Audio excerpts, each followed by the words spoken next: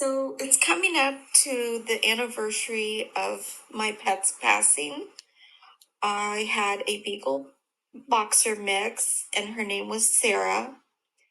And she lived to be about 9 years old, but uh, about 4, maybe 5 years ago, on May 28th, I had to make the difficult decision to put my Sarah down.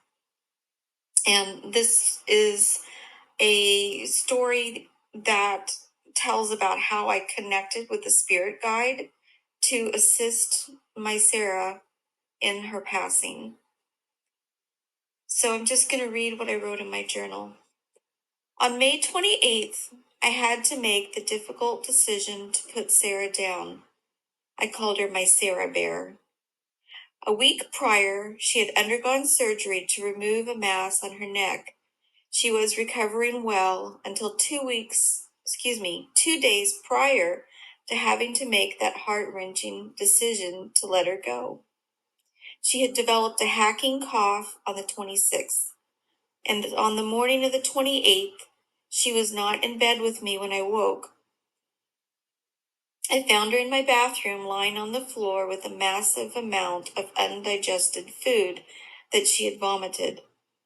She looked at me with shameful eyes. I knew she felt bad for vomiting, but I didn't care about that. I cared about how she was feeling.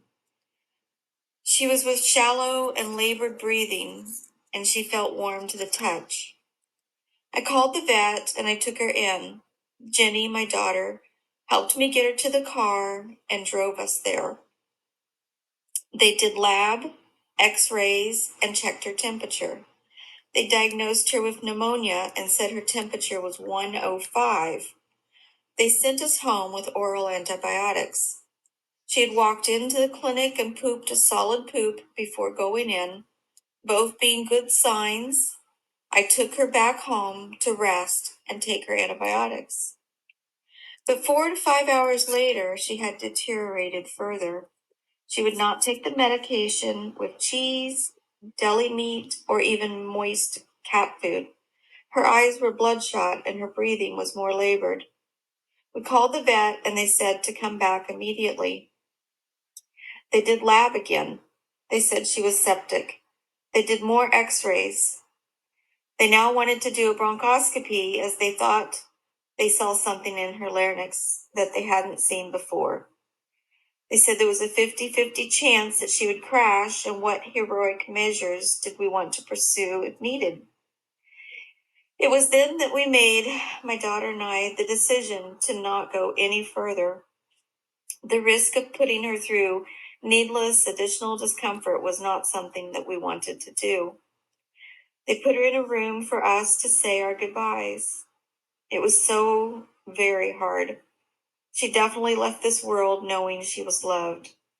I told her I loved her. I told her she had been the best beagler. That's what we called her. Beagle and boxer mix. We just called her a beagler. I thanked her for guarding us, and Jenny told her she loved her too and apologized for calling her stinky. Then they gave her a sedative and the medicine to stop her heart. I cried like a baby. It was really hard. I cried like a baby, and so did Jenny. I failed to mention that when I was assessing her symptoms before taking her to the vet the final time, I prayed for a spirit guide or angel to be with her. I immediately sensed a man with dark hair, thin build, and wearing a white lab coat. He said his name was Troy. When Sarah passed, actually maybe 2 minutes after, I drew my attention to the corner of the room, of the ceiling, and there I saw the white light and Troy holding a now awake Sarah in his arms. He was carrying her to heaven. The vet is going to have her cremated, I write, and I will later pick her up, her ashes. I will pick up her ashes, which will be placed in a cedar box. There will also be a paw print made. I miss my puppy. 5 years later, I still miss my puppy. I loved her so very much. She was the best beagler ever. She truly was. At that time, I had a friend, a psychic friend, that I got readings from on a regular basis. And he added this. I gave another reading to one of my clients, Marie Lietzke. She desired to connect with her recently deceased pet and family member, Sarah. One thing that was amazing with Marie's deep connection with spirit is that she helped call in a special spirit guide to assist her beloved Sarah to make the transition.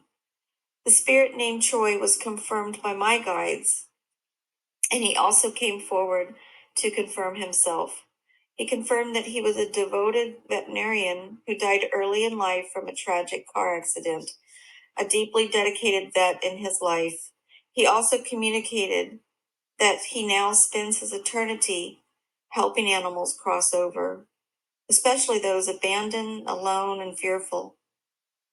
So I just shared this because I want you to know that